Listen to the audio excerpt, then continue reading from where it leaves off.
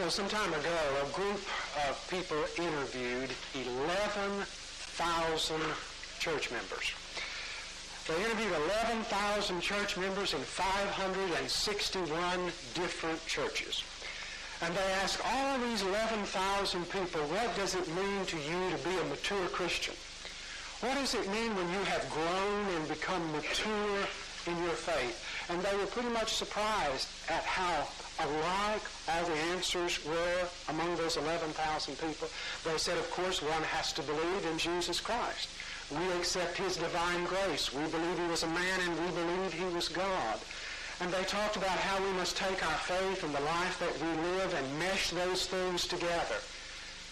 And they talked about how you have to like yourself, be at peace with yourself, feel a certain amount of security inside, that your religion has to be put in practice in the world. Not only what you say, but what you do. It's very important in your relationship with people.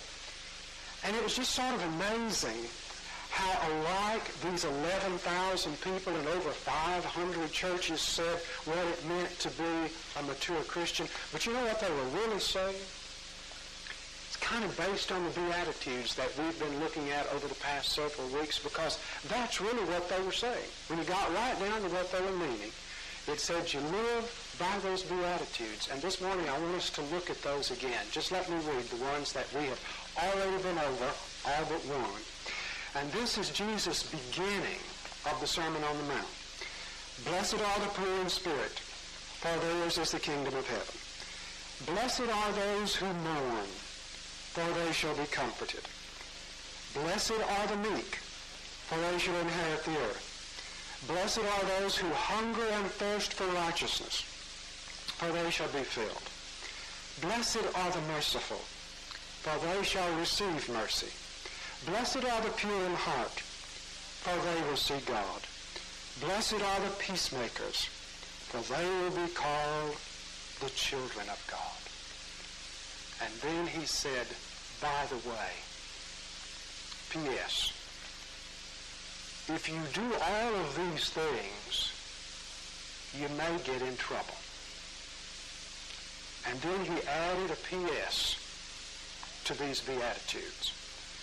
All of those that I just read and that we've studied over the past weeks are one-liners.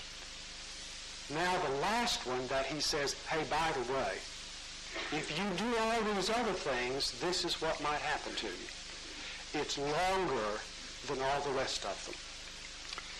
Blessed are those who are persecuted for righteousness' sake, for theirs is the kingdom of heaven.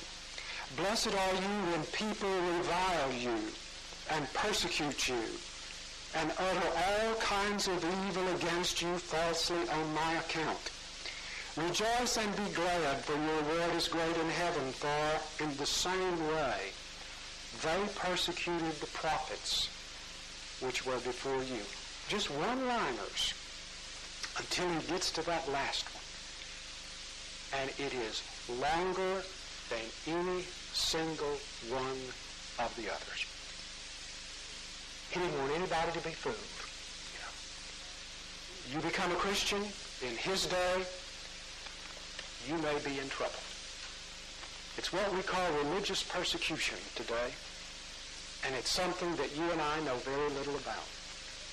But it is something that people who gave us what we have today knew a great deal about. And it's something that folks in other parts of the world know a great deal about, even though we don't. Do you know what those folks were accused of doing in Jesus' day? They said Christians were cannibals, that they sacrificed babies and ate their flesh and drank their blood. That's what they said about Christians. They lost their jobs. Their families kicked them out.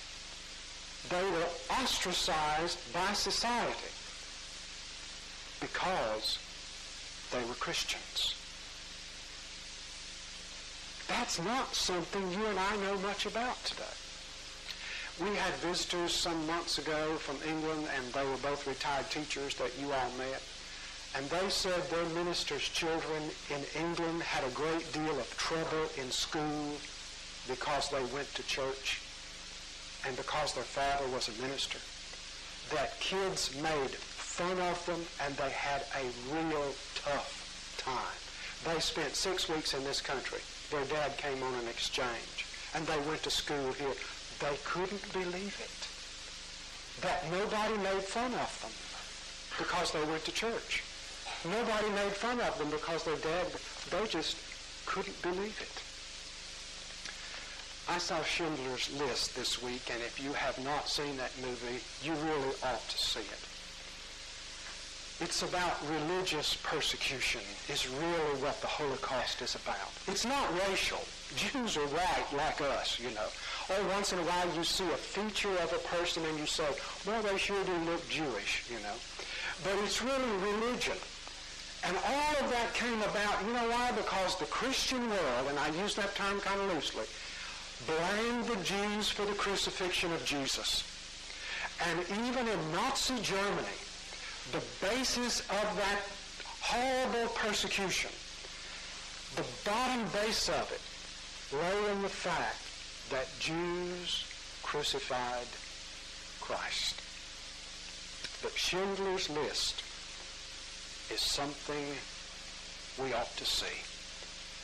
The persecution of a group of people because of their religion.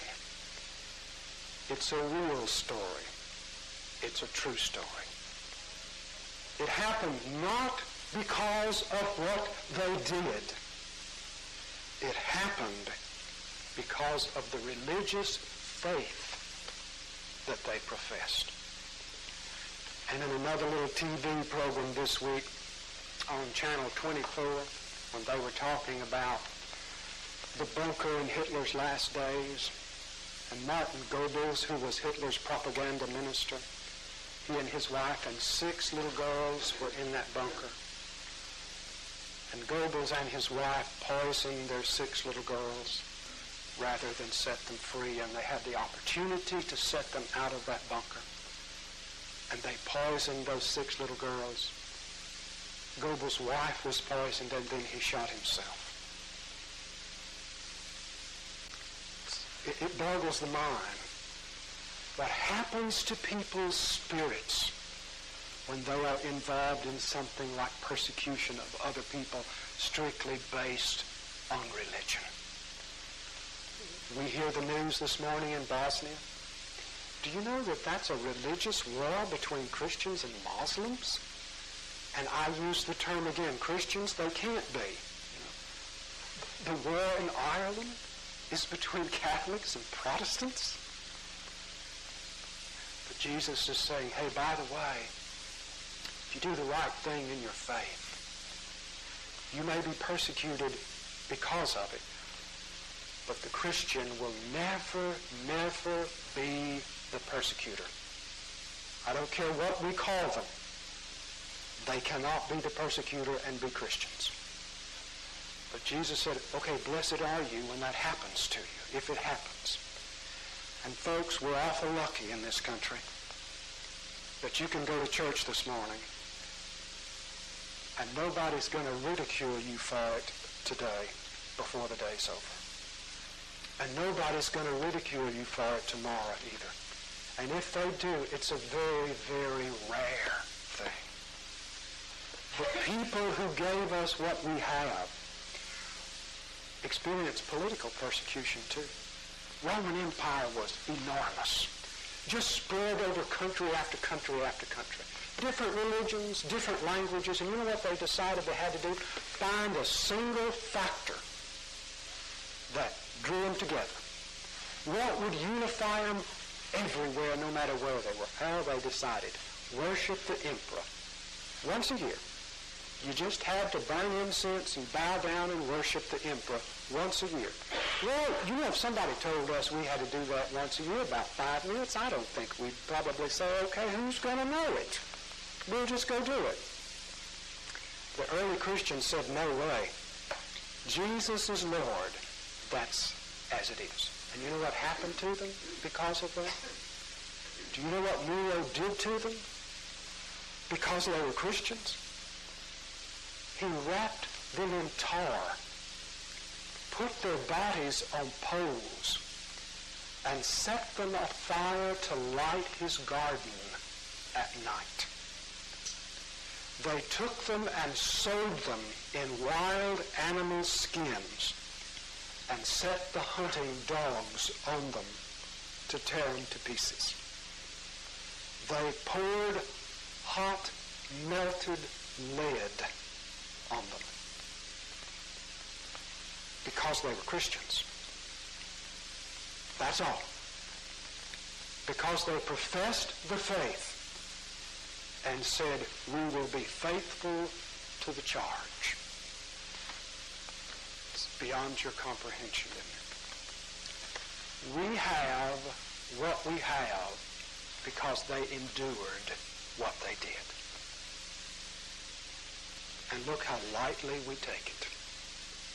And that's what they went through to give us what we've got now.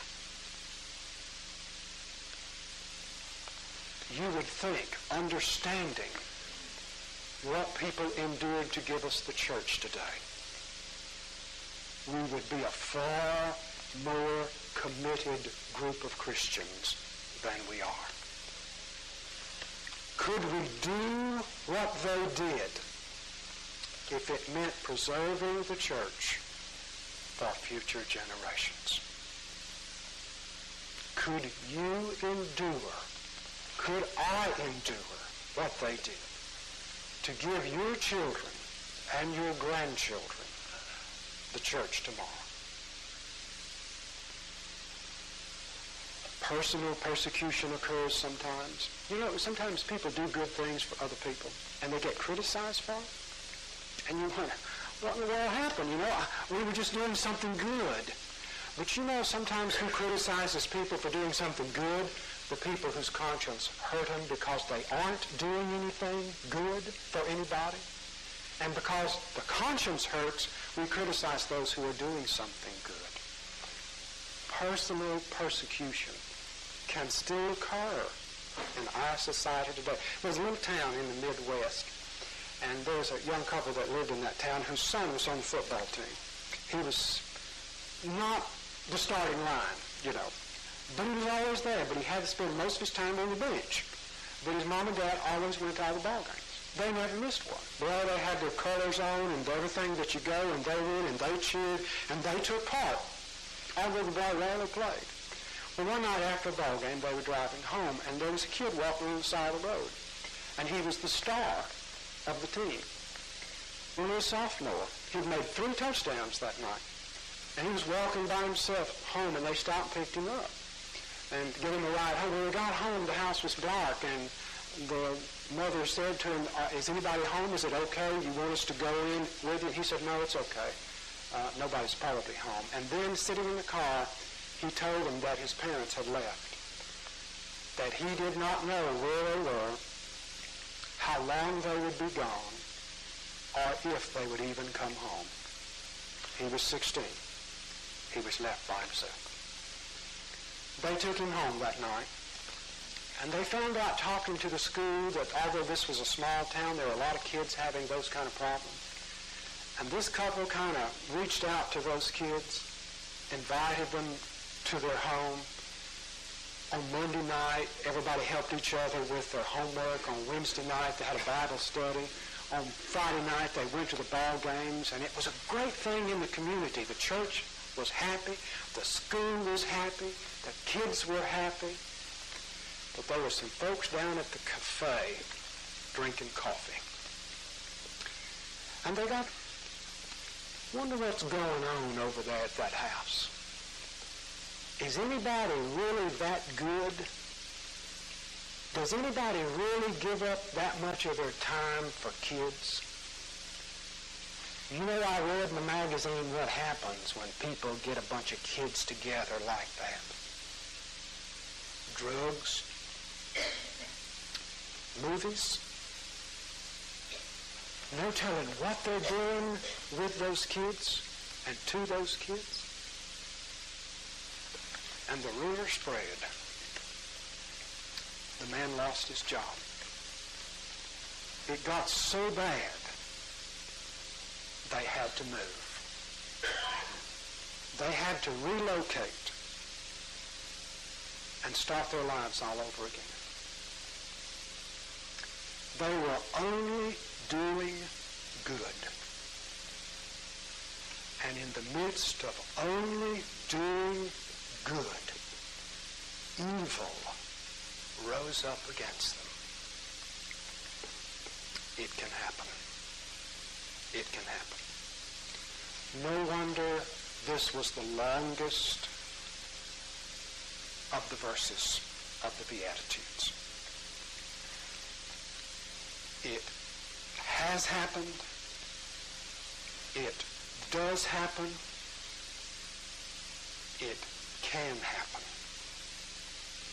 Even to us. Do you know when the Holocaust hit Germany, the Jews were just like us, living perfectly comfortable, saying, this cannot happen in our country. And this cannot happen to us. It is impossible, and we will not budge. And it happened. There was an editorial in the Orange Leader just a few weeks ago about the possibility of turning over to the federal EEOC commission that deals with race relations in this country the issues of religion. To keep an eye on religion in this country. If that happens, folks, we are in deep trouble. If any arm of the federal government is given the responsibility to keep an eye on religion and decide when we are persecuting each other,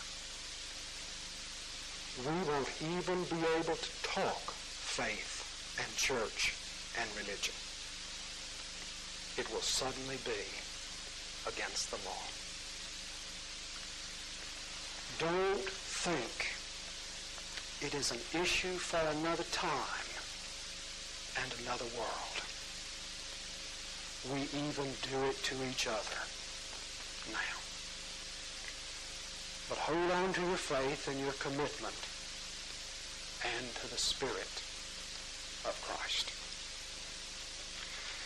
Our Father, we know that you will always be with us, as you have been with those about whom you spoke and warned that if we are good, things may not be good for us. But in the long run, all things work together for good to those who love God and who are called according to his purpose.